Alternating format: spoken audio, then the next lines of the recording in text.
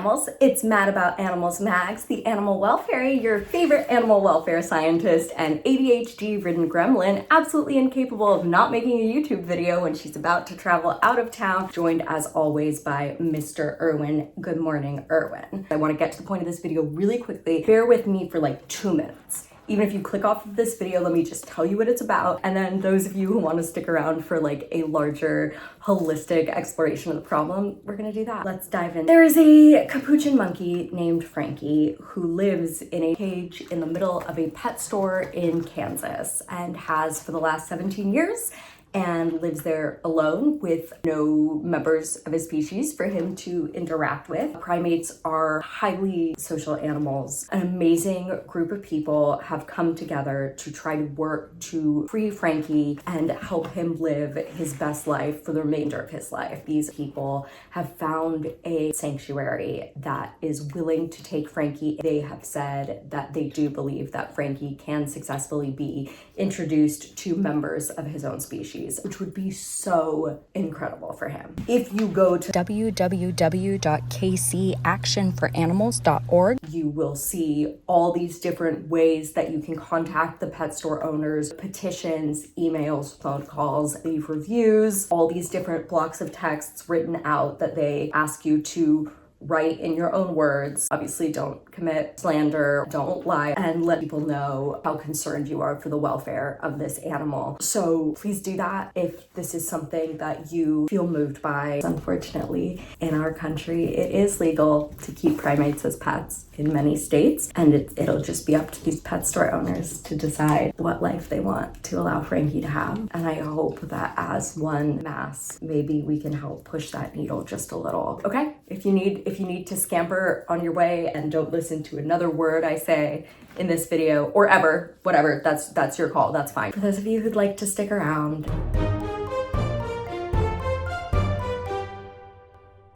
it's gonna be so insane trying to cut this footage together. Social media and monkeys. That's a big thing I want to talk about. Oh my God. This is something that was originally going to go at the end, but it's so important that people be aware of these issues that I figured I'd rather put it up front, even if it makes a slightly less coherent through line.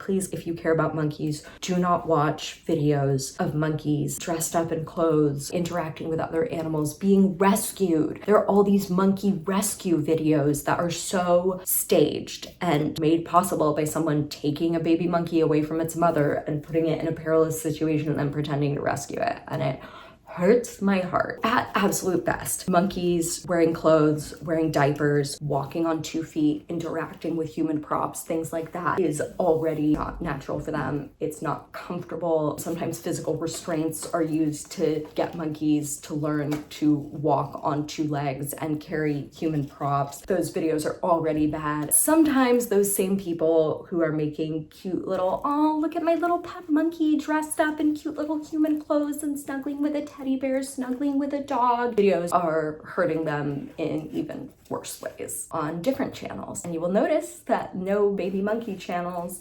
have adult monkeys, and there's a reason for that. Even if you see what looks like a super cute, fun monkey video, I beg of you, click away. Do not give them the likes, do not give them the views, do not give them the comments.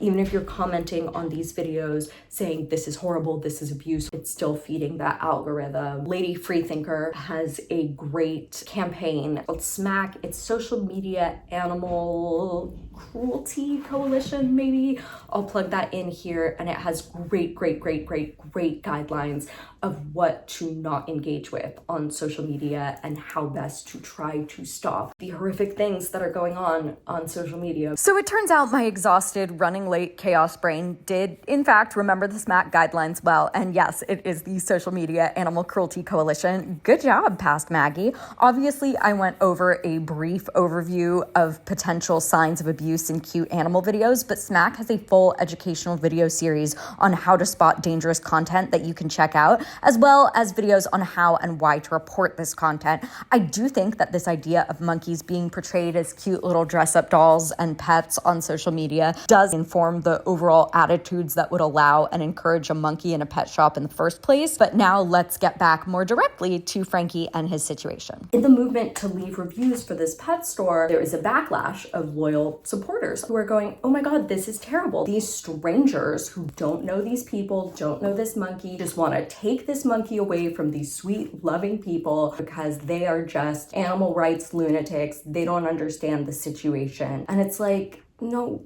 you don't understand. It's not a healthy environment for a monkey. Those of you new, I am a Master of Science in International Animal Welfare, Ethics, and Law.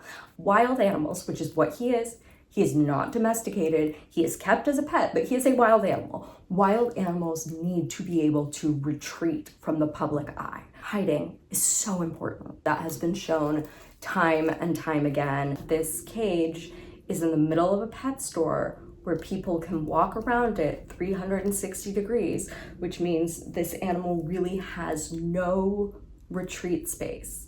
He has no place where he can go and be out of view. I mentioned this before that my dissertation had to do with the 24/7 welfare of zoologically housed mammals. A lot of zoos have what are historically considered like, the nighttime spaces where the animals go off exhibit, which tend to be much smaller and inadequate. And that's a problem I'm trying to tackle in my research. But if you leave that door open, even during the day, they found that it reduced stereotypic behaviors, body-focused repetitive behaviors, these signs of distress in animals. Even if they didn't go into that space, which I thought was super interesting. The animals just knowing that if they needed to, they have the ability to go into a space where no one can see them, made them feel better. This monkey does not have that. He has a cage that has 360-degree views around it so that pet store patrons can come and look at him. And I know that as a child, I would be very excited that I could walk all around the cage and see the monkey. But that's not what is best for Frankie. It's not healthy for him. He needs to be able to hide. He needs to be with monkeys of his own species where he can be groomed and touched and interact. And this sanctuary does believe that they will be able to reintroduce him to a group. So this next part originally came out of a longer tangent I went on that I decided was a little too upsetting for this video. So let me set it up with just bare bones context. I noticed several reviews mentioned that the owners had raised Frankie since he was a baby, with this implicitly being a good thing for their relationship, or at the very least justification for why he shouldn't be sent to a sanctuary. And here are my thoughts on that. The fact that Frankie was taken away from his mother as an infant, historically, zoos used to take animals away from their mothers to hand raise them so that they would be friendly and easy to work with and blah, blah, blah. And then they'd reintroduce them to their families. And then what they found over the years and what science has shown is that taking an animal away from its mother at a young age like that screws it up. They need to be raised by their parents. And now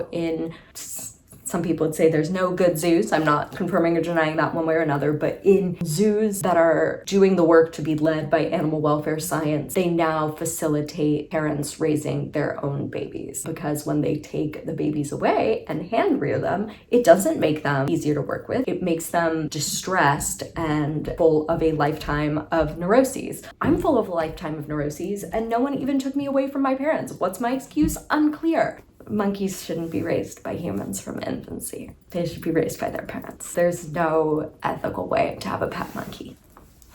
There's just not. So a lot of the raw footage is me stating over and over again how much I'm sure these people love Frankie to pieces and believe that they're doing what's best for him, and how sometimes people just don't know any better. But between shooting this and now, I read over 1,000 reviews for Pet Stop Kansas City, and my opinion on the likely motivations and attitudes of the owners has changed a little. But I'm literally going to do an entire separate video on what I gleaned from those reviews, because it just completely floored me. But I do think there's some interesting points in my general sentiments here that are valid in terms of how we can all be striving for better pet care at all times, both in the context of this story and outside of it. So here it is. I believe that you can love an animal with all of your heart and just not know that what you're doing is wrong. When I was a child, I had a hamster in one of those brightly colored cages with tubes, because that's how they sold hamsters. And we didn't know. All we knew is what we were told. Get ready for a huge reveal. My dad had a pet monkey growing up in Texas in the 1950s. And my mom and dad are both like,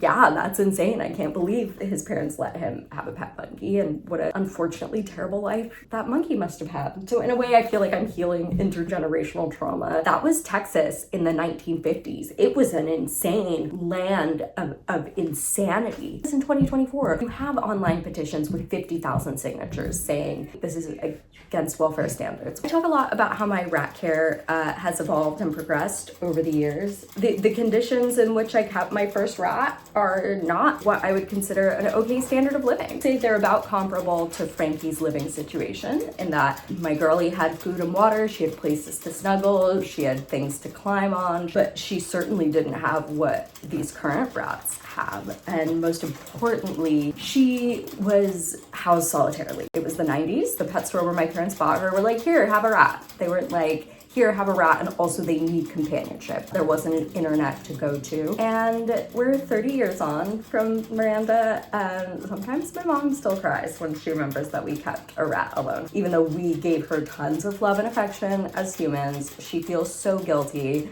that Miranda didn't have rat companions. Now here's the thing. I hesitate to say that in a way, because I'm like, does this discredit the whole argument? Because it's like, oh, well, this is a crazy person. But first of all, I'm talking about my mom, I'm not talking about me. I'm fine with it.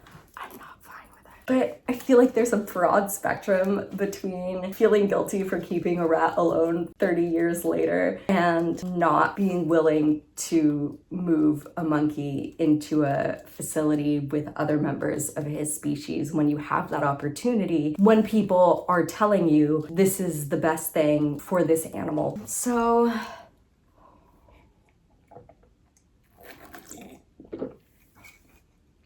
I hope you enjoyed today's episode of healing intergenerational trauma because my dad had a pet monkey in Texas growing up by trying to work to have a pet monkey in Kansas sent to a sanctuary where he belongs and can be with members of his own kind.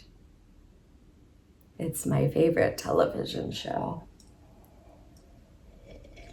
Anyway, but who's to say? Because again, I have ADHD. And speaking of which, I probably need to go to the airport right now. Oh, that's what I was gonna say.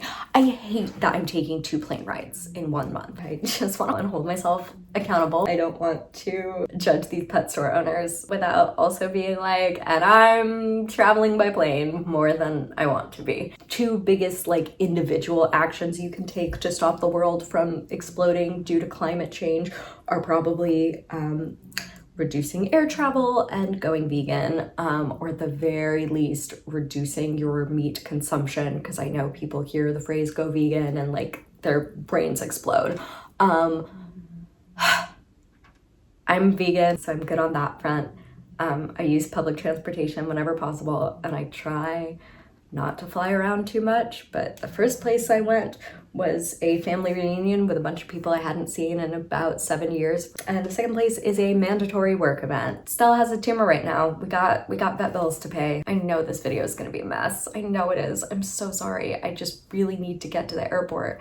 I'm just really not doing that. If you feel bad for me feeling guilty about my carbon footprint, pick up a little of the slack for me, guys, my friends. Let's make this a communal thing. Reduce your meat consumption a little bit, like just for the, even if it's just for the week, just like as a favor to me. I would love that. Or a carpool, take public transportation, ride a bike if you can. I can't. Oh my God. The way I'm coping with the distress I'm feeling right now over the distress of this capuchin is apparently just rambling, just saying crazy things. This is my mom texting me saying I need to go to the airport, so I'm gonna go to the airport.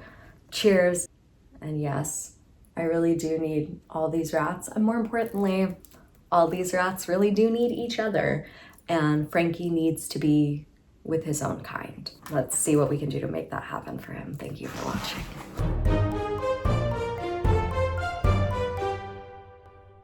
Feels weird to say like and subscribe on a video that has made me this sad. but it also feels weird not to say like and subscribe. A lot of the time my videos are really, really funny, I promise. And you can tell I'm whimsical because I'm wearing these fairy wings even when I'm talking about really sad things. The cage door is open right now. They could come out if they wanted to. They're just all trying to eat my wings right now, which is not acceptable. Hi, Rosella. Hi, sweetheart. You're being very brave. No nibbles. No nibbles. Only kisses. Only kisses. They really want to eat these wings.